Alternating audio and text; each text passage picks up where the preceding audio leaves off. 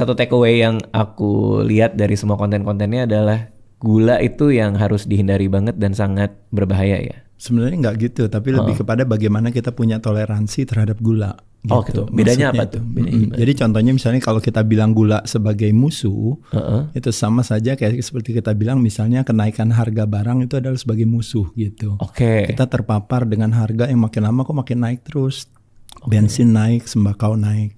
Nah, tapi karena kecerdasan kita akan keuangan yang cukup tinggi, makanya kenapa kita bilang saya mencoba untuk bisa berkarya gitu misalnya. Dalam arti kalau seandainya saya punya penghasilan yang layak, memungkinkan saya untuk bertoleransi terhadap kenaikan harga tersebut. Oke. Nah jadi dalam hal gula, memang kita terpapar sebagai salah satunya kalau boleh dibilang karbohidrat.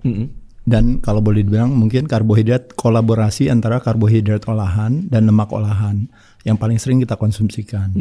Nah pada saat dimana kita mengkonsumsikan karbohidrat yang berlebihan itu, makanya kenapa akhirnya otomatis elevasi gula darah kita itu kayak nggak pernah berhenti, nggak pernah turun. Oke. Nah ketika nggak pernah turun, makanya kenapa produksi ada istilahnya mungkin transporternya daripada yang kecerdasan tubuh kita untuk menurunkan gula itu namanya insulin.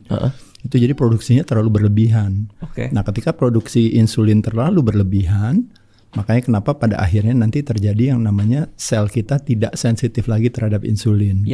Dan itulah yang menjadi the root cause of the problem daripada profil daripada penyakit-penyakit yang klaim BPJS Kesehatan, komersial asuransi dan sebagainya. Iya, karena terlalu banyak gula, bisa karena karbo ataupun gula olahan, itu level insulin selalu tinggi di badan. Jadi selalu tinggi. Nah insulinnya terlalu tinggi, jadi dia selalu mengetok sel di dalam tubuh kita untuk selalu saya mau ke sana.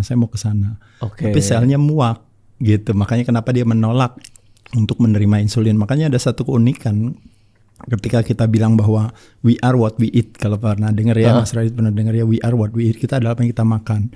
Berarti kesimpulannya kalau ada pertanyaan, kalau seandainya saya makan sehat, berarti saya jadi sehat gitu kan, kira-kira seperti itu pertanyaannya. Nah jawabannya ternyata tidak. Karena apa? Karena bisa jadi badan kita membuat sabotase sendiri dari dalam. Ketika dianya tidak menerima makanan yang sehat itu. Karena? Ya karena tadi udah terlalu kelebihan banyak yang namanya kehadiran si insulin tadi yang terus menerus datang.